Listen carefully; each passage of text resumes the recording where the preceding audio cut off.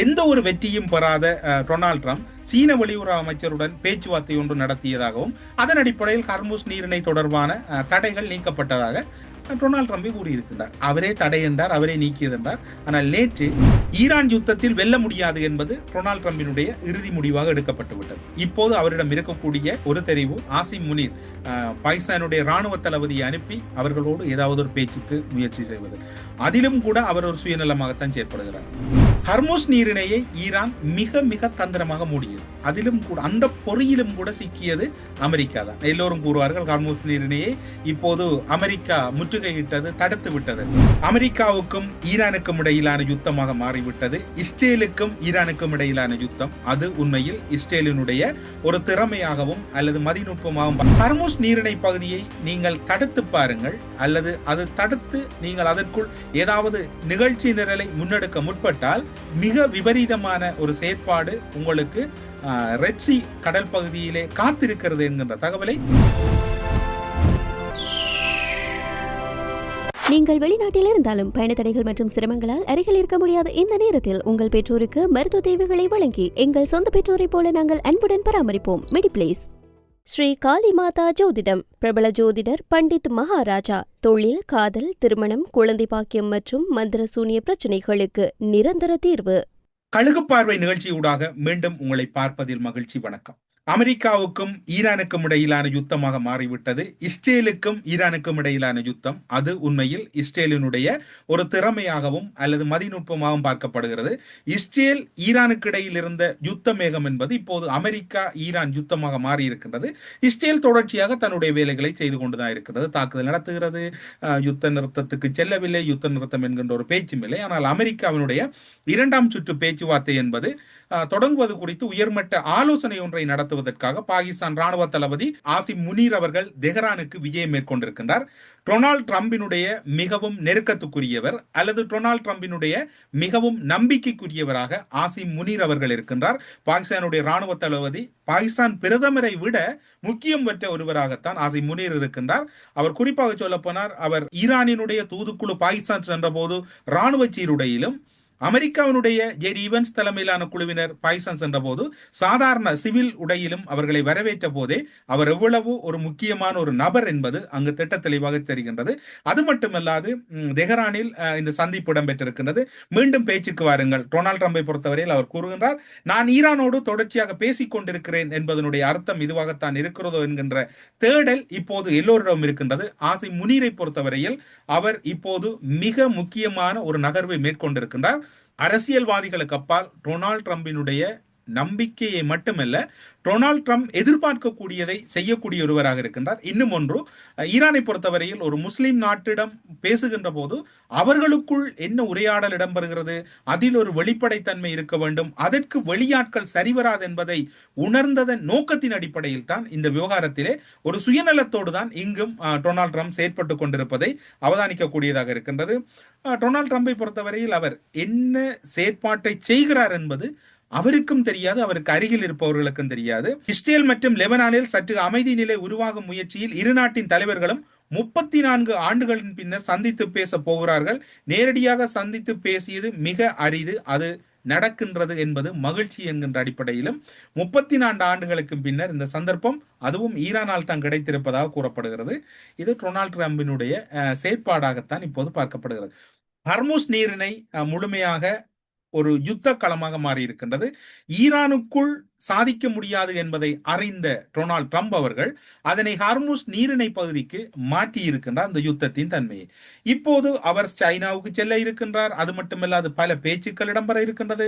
சீனாவினுடைய ராணுவ உதவிகளை எல்லாம் நிறுத்துங்கள் என்று ஈரானுக்கு வழங்காதீர்கள் என்ற கோரிக்கைகளும் விடப்பட்டிருக்கக்கூடிய சூழ்நிலையில் ஹார்முஸ் நீரிணை பகுதியை நீங்கள் தடுத்து பாருங்கள், அல்லது அது தடுத்து நீங்கள் அதற்குள் ஏதாவது நிகழ்ச்சி நிரலை முன்னெடுக்க முற்பட்டால் மிக விபரீதமான ஒரு செயற்பாடு உங்களுக்கு ரெட்சி கடல் பகுதியிலே காத்திருக்கிறது என்கின்ற தகவலை ஈரானுடைய ராணுவ பேச்சாளர் வலியுறுத்தி இருக்கின்றார். இப்போது மிக மிக ஒரு ஆபத்தான சூழ்நிலைக்குள் ஒட்டுமொத்த உலகமும் தள்ளப்பட்டிருக்கிறது. விமான எரிபொருட்களுக்கு தட்டுப்பாடு ஏற்படும் நிலை இப்போது ஏற்பட்டிருக்கின்றது. விமான எரிபொருட்களுக்கான தட்டுப்பாடு ஏற்படும் நிலை ஏற்பட்டிருக்கின்றது.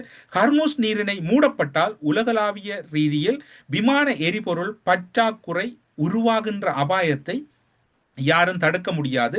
உலக எண்ணெய் போக்குவரத்தில் சுமார் 20% நடைபெறும் முக்கிய கடல் வழி தடமாக உள்ள ஹர்முஸ் நீரிணை பாதிக்கப்பட்டால் ஐரோப்பா மற்றும் ஆசிய நாடுகள் அதிகமாக பாதிக்கப்பட போகின்றன.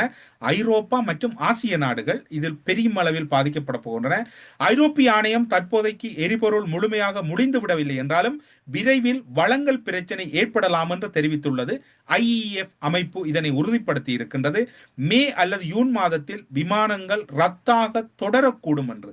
ரத்து நிலை விமானம் பெருமளவிலான விமான பயணங்கள் ரத்து செய்யப்படுவதற்கான வாய்ப்புகள் இருப்பதாக கூறப்படுகிறது. ஐரோப்பா போதுமான அளவு மற்றும் எரிபொருள் பெற முடியாவிட்டால் ஜூன் மாதத்தில் கையிருப்பு மிகவும் குறைந்த நிலைக்கு செல்லும் என்கின்றதை உறுதிப்படுத்தி இருக்கின்றது. சர்வதேச ஊடகமான அல் ஜசீரா இதனை உறுதிப்படுத்தி இருக்கின்றது. இது ஒரு பெரும் ஆபத்தில் தான் முடிய போகிறது என்கின்ற செய்தி கூறப்பட்டிருக்கின்றது. ஈரான் யுத்தத்தில் வெல்ல முடியாது என்பது டொனால்ட் ட்ரம்பினுடைய இறுதி முடிவாக எடுக்கப்பட்டு விட்டது. இப்போது அவரிடம் இருக்கக்கூடிய 2-3 தெரிவுகளில் ஒரு தெரிவு அவர், அதாவது ஆசிம் முனீர் பாகிஸ்தானுடைய இராணுவ தளபதியை அனுப்பி அவர்களோடு ஏதாவது ஒரு பேச்சுக்கு முயற்சி செய்வது. அதிலும் கூட அவர் ஒரு சுயநலமாகத்தான் செயற்படுகிறார். தண்ட விவகாரத்தை இறுக்கமாக சொல்ல வேண்டும். அதே நேரம் அவர்களுக்கு நெருக்கமானவர் சொல்ல வேண்டும். நெருக்கமானவர்கள் இறுக்கமாக சொல்ல வேண்டும் என்பதில் ஹாசிம் முனீரை அவர் பயன்படுத்தி இருக்கின்றார். அது எந்த அளவு ஈரான் தரப்பு இதுக்கு ஒத்துழைக்க போகிறது என்று தெரியாது. டொனால்ட் ட்ரம்பினுடைய கோரிக்கைகள் ஏற்றுக்கொள்ளப்படுகின்ற சூழ்நிலை அங்கு தென்படுவதாக தெரியவில்லை. ஹாசிம் முனீர் என்ன செய்தியை தெஹரானுக்கு எடுத்துச் சென்றார், டொனால்ட் ட்ரம்ப் தரப்பில் என்ன செய்திகள் பரிமாறப்பட்டன என்கின்ற தகவல்களும் இப்போது ஓரளவு வெளியாகி இருக்கின்றது. இந்த ஹாசிம் முனீர் யார் என்று சொன்னால் வேறு யாரும் அல்ல, பாகிஸ்தானுடைய இராணுவ தளபதி டொனால்ட் ட்ரம்ப் அவர்களுக்கு சமாதானத்துக்கான நோபல் பரிசை வழங்க வேண்டும் என்று கூறி ஒரு சர்ச்சையாக பேசப்பட்டது. அதன் பின்னர் பார்த்தால் பாகிஸ்தானுடைய பிரதமர், தற்போது இருக்கக்கூடிய பிரதமரும் பேசுகின்ற போது அப்போது அமெரிக்காவின் ஜனாதிபதி டொனால்ட் ட்ரம்ப் கூறினார், இன்னும் ஒரு முறை அதனை கூறுங்கள் என்ற சமூக வீடியோக்கள் எல்லாம் வெளியாகியதை யாரும் மறந்திருக்க மாட்டீர்கள். ட்ரம்பின் சார்பில் நடுநிலை பேச்சாளராக ஹாசிம் முனீர் சென்றது என்பதை விட, நடுநிலை என்பதை விட ட்ரம்புக்கு மிகவும் நம்பிக்கைக்குரியவர் தான் ஹாசிம் முனீர். நேற்று அவர் ட்ரம்பின் செய்தியொன்றை எடுத்துக்கொண்டு தெஹரான் சென்றிருக்கின்றார். இந்த பயணத்தின் முக்கியமான நோக்கம் அமெரிக்கா மற்றும் ஈரானுக்கு இடையில் 2ஆம் கட்ட பேச்சுவார்த்தை தொடங்குவதாகவும், ஈரான் அவரை மரியாதையுடன் வரவேற்றிருக்கின்றது. ஹாசிம் முனீரை மரியாதையுடன் வரவேற்றதுடன் ட்ரம்பின் செய்தியையும் ஈரான் வெளிவிவகார அமைச்சர் அராக்சி அவர்கள் ஏற்றுக்கொண்டுள்ளதாக அமெரிக்க தரப்பு செய்தி வெளியிட்டிருக்கிறது. இப்போது கேள்வி, அமெரிக்கா இந்த பேச்சுவார்த்தையில் முன்வைக்க உள்ள விடயங்கள் என்ன என்பதாகும். இந்த போரில் அமெரிக்கா ஈடுபடுவதன் நோக்கம் ஈரானை பலவீனப்படுத்தி அதன் எண்ணெய் வளங்களை அபகரிப்பதுதான் முதலாவது நோக்கமாக இருக்கின்றது. எண்ணெயை அபகரிப்பது. இப்போது இன்னும் ஒரு கட்டுப்பாடு வந்திருக்கின்றது. நீங்கள் ஈரானிடமிருந்தும் அங்கு குறிப்பாக ரஷ்யாவிடமிருந்தும் சீனாவும் இந்தியாவும் எண்ணெய்களை வாங்கக்கூடாது, எங்களிடமிருந்து மட்டும்தான் வாங்க வேண்டும் என்று அமெரிக்காவினுடைய இறுதி எச்சரிக்கையும் வந்திருக்கின்றது. இப்போது யாரிடம் பொருட்களை வாங்க வேண்டும் என்கின்ற தீர்மானிக்கின்ற விடயத்தை யார் உடைக்கப் போகிறார்கள், அல்லது இதிலும் ட்ரம்பினுடைய கை ஓங்க போகிறது, அல்லது யுத்தத்தில் மூக்குடைப்பட்டது போன்று இதிலும் மூக்குடைப்புறை போகிறார்களா, அல்லது தற்போது ஆசிய பிராந்தியத்தில் எதிரும் புதிருமாக இருக்கக்கூடிய சீனாவும் இந்தியாவும் இந்த விடயத்தில் ஒற்றுமையாக நடக்கப் போகிறார்களா என்கின்ற கேள்விகள் எல்லாம் இங்கு தேங்கி நிற்கின்றது. அதற்கு முப்பால் ரஷ்யாவை சீனாவோடு பயணிக்கின்றது, ரஷ்யா இந்தியாவோடும் பயணிக்கின்றது. இந்த இடையில் ஒரு முக்கோண ரீதியான ஒரு உறவு ஏற்படுவதற்கும் ட்ரம்ப் வாய்ப்பை ஏற்படுத்த போகிறாரா என்பதுதான் இங்கு இருக்கக்கூடிய கேள்வியாக இருக்கின்றது. அதே போல் அமெரிக்காவினுடைய ஈரான் விடயத்திலே இருந்த இன்னும் ஒரு எதிர்பார்ப்பு என்னவென்று சொன்னால், நடான்ஸ் போன்ற அணு மையங்களை அழித்து அதிக அளவில் செறிவூட்டல் யுரேனியத்தை கைப்பற்றுவது அல்லது திருடுவது. ஈரான் நாடாளுமன்றத்தின் சபாநாயகர் நேற்று முன்தினம் கூறியது போன்று அவர்களுடைய நோக்கமாக இருந்தது திருடுவது அல்லது எடுத்துச் செல்வது. மேலும் ஈரான் அரசியல் தலைமை அகற்றி ஆட்சி மாற்றத்தை ஏற்படுத்துவதே இன்னும் ஒரு இலக்காக இருந்தது. அதுவும் அசாத்தியமாகிவிட்டது. இவ்வளவு பேராசைகள் இருந்தும் அமெரிக்கா தொடர்ந்தும் அதிர்ச்சி தோல்விதான் அடைந்திருக்கின்றது. ஈரான் விவகாரத்திலே அமெரிக்கா வெற்றி பெற்றதென்று யாராவது கூறுவார்களாக இருந்தால் அது உண்மையில் அது அவர்களை ஆசுவாசப்படுத்துவது அல்லது அவர்களை தாங்களே தேற்றிக் கொள்ளுகின்ற ஒரு போக்காகத்தான் இருக்க போகின்றது. ஹர்முஸ் நீரிணையை ஈரான் மிக மிக தந்திரமாக மூடியது. அதிலும் கூட அந்த பொறியிலும் கூட சிக்கியது அமெரிக்கா தான். எல்லோரும் கூறுவார்கள் ஹர்முஸ் நீரிணையை இப்போது அமெரிக்கா முற்றுகையிட்டது, தடுத்து விட்டது என்று. ஆனால் அதை சீனாவுக்கு மட்டும் திறந்து வைத்துத்தான் அந்த அமெரிக்காவின் அந்த பொறியை அவர்கள் மிகவும் கச்சிதமாக நகர்த்தினார்கள். அமெரிக்கா மற்றும் இஸ்ரேலுக்கு அந்த வழித்தடம் மறுக்கப்பட்டது. உலகின் சக்தி வாய்ந்த கடற்படை மற்றும் வான்படை கொண்ட அமெரிக்காவுக்கு கூட அந்த நீரிணையை திறக்க முடியவில்லை என இப்போது பரவலாக போரியல் நிபுணர்கள் அதனை உறுதிப்படுத்துகிறார்கள். அது மட்டுமல்லாது அமெரிக்கா தனது போர்க்கப்பல்களை பயன்படுத்தி தடைகளை ஏற்படுத்தினால் சீனா மற்றும் ஈரான் அதனை மீறி பயணிப்பதற்கான வாய்ப்புகள் அதிக அளவில் இருக்கின்றன. அமெரிக்காவினுடைய கடற்படை அல்லது விமானப்படை என்பது ஒரு பலவீனப்பட்ட படையாகத்தான் இருக்கின்றது. இந்த ஈரான் யுத்த களமுனையில் கடந்த காலங்களில் ஒரு பலமான கட்டமைப்பாக இருந்திருக்கலாம், ஆனால் இப்போது ஒரு பலவீனமான கட்டமைப்பாகத்தான் இருக்கின்றது. கிட்டத்தட்ட 41 விமானங்களையும் போர் விமானங்களை இழந்திருக்கின்றது, கடற்கலங்களை இழந்திருக்கின்றது. ஈரான் இழக்கவில்லையா? ஈரானும் இழந்திருக்கின்றது. ஈரானுக்கு பாதிப்பு இருக்கின்றது. இப்போது கேள்வி என்னவென்று சொன்னால், ஒரு பலமானவனுக்கு பாதிப்பு என்பது குறைவாக இருக்கணும், இங்கு அது பாதிப்பாக இருக்கின்றது. இப்போது இன்னும் ஒரு காமெடியான செய்தி தான் இது. ஒரு உண்மையில் ஒரு உளவு தகவல் அல்லது கழுகாருடைய பார்வையை சமர்ப்பிக்கின்ற போது உங்களோடு நான் மிகவும் ஒரு தத்துருவமாக கூற வேண்டும் என்று நினைக்கின்றேன். ஆனாலும் கூட அதனை என்னால் அவ்வாறு கூறுவதற்கு இயலாமல் இருக்கின்றது.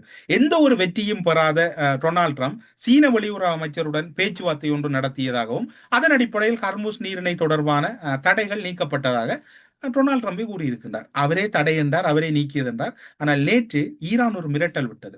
ரெட்சி, அதாவது மிக முக்கியமான கடற்பரப்பில் இங்கு நீங்கள் தடை ஏற்படுத்துங்கள், அங்கு நாங்கள் தடையை உடைக்கிறோம் என்று மிக மிக முக்கியமான ஒரு எச்சரிக்கை. ஈரானின் எச்சரிக்கைக்கு பயந்துதான் அமெரிக்கா இந்த முடிவை எடுத்தது. கிட்டத்தட்ட அமெரிக்காவை பொறுத்தவரையில் ஒட்டுமொத்த தொடக்கத்திலிருந்து முடிவும் வரையும் ஒரு முடிவுக்குள் தான் வந்திருக்கிறது. அதில் தோல்வி முகத்தோடு தான் பயணிக்கிறது. பாகிஸ்தானுடைய இராணுவ தளபதியை அனுப்பி கூட என்னால் இவ்வளவுதான் முடியும், என்னால் இதற்கு மேல் முடியாது, நீங்கள் தோல்வியுற்றாலும் வெற்றி பெற்றது என்றும் கூறாவிட்டாலும் பரவாயில்லை, நீங்கள் ஒன்றுமே இல்லாமல் இப்படியே இருந்து விடுங்கள், நான் இப்படியே இருந்து விடுகிறேன், ஓரளவுக்கு என்னை இருக்கின்ற 3 வருடங்களுக்கு வாழ விடுங்கள் என்ற ஒரு கிட்டத்தட்ட டொனால்ட் ட்ரம்பை பொறுத்தவரையில் ஈரானிடம் ஒரு ஏதோ ஒரு விடயத்தை மிகவும் ஒரு சாதுவாக கூறியதாக. என்னால் அராக்சி, ஈரான் வெளிவார அமைச்சர், எந்த ஒரு விட்டுக் கொடுப்புக்கும் இடம் கொடுக்காத ஒரு தத்துணிவான ஒரு மிகச் சிறந்த ராஜதந்திரி.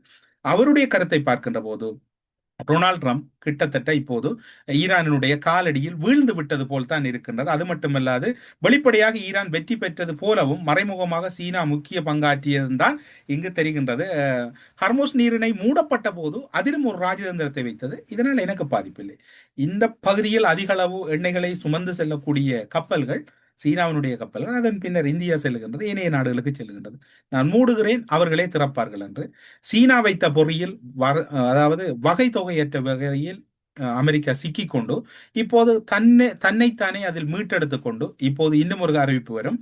தன்னுடைய அறிவிப்புகள் அல்லது தன்னுடைய கோரிக்கைகளை ஈரான் ஏற்றுக்கொண்டதனால் இந்த நிரந்தரமான யுத்த நிறுத்தத்தை செல்லுகிறது. நாங்கள் யுத்தத்தில் ஈடுபட மாட்டோம், இஸ்ரேல் ஈடுபட்டால் நாங்கள் பொறுப்பல்ல என்று. இவ்வளவு காலமும் அமெரிக்காவையும் இஸ்ரேலையும் மத்திய கிழக்கையும் சமாளிக்க வேண்டியிருந்த ஈரானுக்கு இப்போது அமெரிக்காவும் மத்திய கிழக்கும் இந்த விடயத்திலே ஒரு அமைதி காக்குமாக இருந்தால் இனி முழு வளங்களையும் ஈரான் இஸ்ரேலை நோக்கி நகர்த்துவதற்கு வாய்ப்பு இருக்கின்றது. இந்த யுத்த களமுனை இஸ்ரேலுக்கும் ஈரானுக்கும் இடையில் இறுதியாக சுருக்கப்பட்டிருப்பதுதான் தெரியப்படுகிறது. டொனால்ட் ட்ரம்பை பொறுத்தவரை இந்த யுத்தத்தை இந்த கட்டத்தை கடந்தும் எடுத்துச் செல்வாராக இருந்தால் அதனுடைய விபரீதம் என்பது அவருக்கு மிக மோசமாக இருக்கும் என்பது உணர்ந்ததனால் தான் பாகிஸ்தான் ராணுவ தளவு யுத்த நிறுத்தத்திலிருந்து வெளியேறுகிறோம், இதனை நாங்கள் தொடர முடியாது என்று கூறிய அமெரிக்கா டொனால்ட் ட்ரம்ப் தரப்பினர் இப்போது பாகிஸ்தான் ராணுவ தளபதியை அனுப்புகின்ற அளவுக்கு அமெரிக்காவுக்கு இந்த யுத்த நிறுத்தம் என்பது மிக மிக முக்கியமாக இருக்கின்றது. ஈரானை பொறுத்தவரையில் அவர்கள் தங்களுடைய நிலைப்பாட்டிலிருந்து மாறாமல் இருக்கின்றார்கள், அல்லது தங்களுடைய விட்டுக் கொடுப்பில் அவர்கள் துளியளவும் மாற்றமில்லை. காரணம், அவர்கள் ஆக்கிரமிக்கவும் இல்லை, இன்னும் ஒரு இடத்தில் படை செய்யவும் இல்லை. அவர்கள் தங்கள் நிலைகளை காப்பாற்றுவதில் தங்கள் நாட்டு, அதாவது தங்களுடைய நாட்டினுடைய இறைமை மற்றும் அவர்களுடைய நிலைப்பாடுகளில் உறுதியாக இருக்கின்றார்கள். அதற்கு எதிராக டொனால்ட் ட்ரம்பினுடைய கருத்துக்களும் எடுபடவில்லை, அவருடைய செயற்பாடும் எடுவதாக சூழ்நிலையில் இவ்வாறான ஒரு கருத்துக்கள் பேசப்பட்டிருக்கின்றமை குறிப்பிடத்தக்கது. இன்னும் ஒரு மிரட்டலான செய்தி அமெரிக்க தரப்பால் விடுக்கப்பட்டிருக்கிறது. போர் நிறுத்தம் உடைந்தால் அல்லது இப்போது பாகிஸ்தான் ராணுவ தளபதியின் முயற்சிகளும் உடைந்தால் அமெரிக்க தரப்பில் ஒரு ராணுவ நடவடிக்கை, தரைப்படை ராணுவ நடவடிக்கை தயார் செய்யப்படுவதாக கூறப்படுகிறது. அமெரிக்கா தனது படைகளை இவ்வளவு பெரிய அளவில் குவிப்பது ஈரானின் 15,000 ஏவுகணைகள் மற்றும் 45,000 ட்ரோன்கள் பற்றிய அச்சுறுத்தலை எதிர்கொள்ளவே என ராணுவ வல்லுநர்கள் கூறியிருக்கின்றார்கள். ஈரானும் சாதாரணமாக இல்லை, இது தரைப்படை தாக்குதல் என்பது அமெரிக்காவை பொறுத்தவரையில் அசாத்தியமாக இருக்கின்றது ஈரான் நிலப்பரப்புக்குள். எனவே எது இடம்பெறும் என்பது யாராலும் உறுதியாக கூற முடியாது. ஆனால் இதுதான் இடம்பெறும் என்று ஓரளவுக்கும் கூற முடியாமல் இருக்கிறது. இந்த யுத்தத்தை பொறுத்தவரையில் யுத்த சூழலையும் யுத்த நிலப்பரப்புகளையும் எந்த ஒரு வல்லுநர்களும் முழுமையாக அளவீடு செய்ய முடியாமல் இருக்கிறது. சமாதானம் இல்லை என்கின்ற சூழ்நிலை இருக்கின்ற போது சமாதானம் வருகின்றது, சமாதானம் ஏற்பட்டுவிடும் என்கின்ற சூழ்நிலை இருக்கின்ற போது பலமான யுத்தம் வருகின்றது. எனவே இது ஒரு ஆபத்தான களமாகத்தான் இருக்க போகின்றது. ஈரான் தன்னுடைய நிலையிலிருந்து எந்த ஒரு விட்டுக் கொடுப்புகளும் செய்யாமல் கிட்டத்தட்ட அமெரிக்காவை ஈரானின் காலடிக்கு பாகிஸ்தானின் உருவத்தில் அழைத்து சென்றிருக்கின்றதுதான் இங்கு இடம்பெற்றிருக்கிறது என்று கழுகார் சார்பில் உங்களிடம் கூறி விடைபெறுகிறோம். நன்றி, வணக்கம். ஸ்ரீ காளி மாதா ஜோதிடம். பிரபல ஜோதிடர் பண்டித் மகாராஜா. தொழில், காதல், திருமணம், குழந்தை பாக்கியம் மற்றும் மந்திர சூனிய பிரச்சனைகளுக்கு நிரந்தர தீர்வு.